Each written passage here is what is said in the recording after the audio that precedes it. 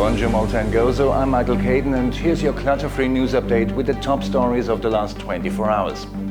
The new Transport Minister has confirmed the upcoming ban of rental e-scooters.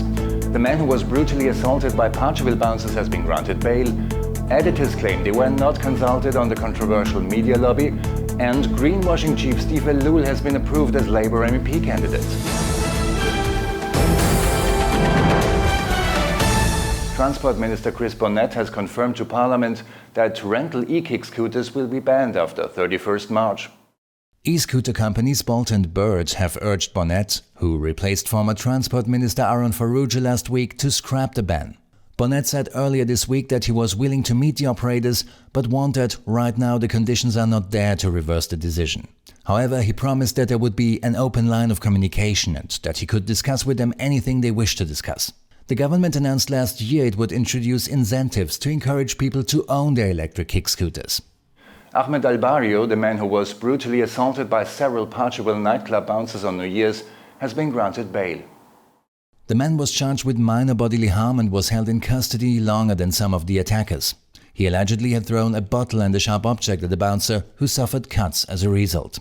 2 Serbian bouncers were ordered to pay a fine of €100 each after pleading guilty to assault charges and apologizing to Albario in court.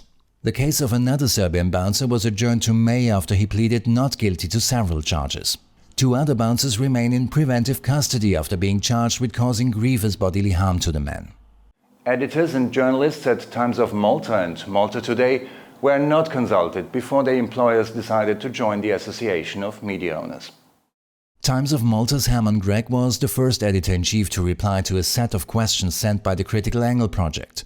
Gregg said his newsroom has always operated independently from its commercial arm and will not have any direct association with political party propaganda outlets. Allied newspapers, Media Today and Standard Publications announced in the last week of 2023 they had formed a lobby group together with the PN and the governing Labour Party. Malta Today's executive editor Kurt Sansone also sent his responses, saying there was no consultation with the editorial team. He said he trusts that information about possible government funding for the association's members will be made public in the best interest of transparency. However, the Media Owners Association and its members have already failed in answering questions on which persons form the executive committee. Kurt Sansone is also Secretary General of the Institute of Maltese Journalists, which has so far failed to comment on the controversial lobby despite repeated requests. And of course the whole media scene talked about those replies yesterday.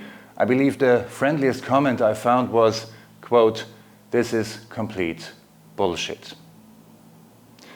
Former Project Green CEO Steve Ellul has been approved by the Labour Party as one of its candidates for the European elections. Ellul announced his candidacy through a video message and expressed his wholehearted acceptance to the party's invitation. Last week, he resigned as CEO of Project Green, a government entity often dubbed as greenwashing agency, in order to focus on his election campaign. Ellul faced controversy when other Labour MEP candidates alleged that his position at the agency gave him an advantage in winning the electorate's favour. Let's talk about the weather. Today's going to be mainly sunny with up to 21 degrees. And don't miss tonight's episode of Manuel Lilia's video blog at 7 p.m. It's titled Ken Al-Halelin. Thanks for watching and have a good day.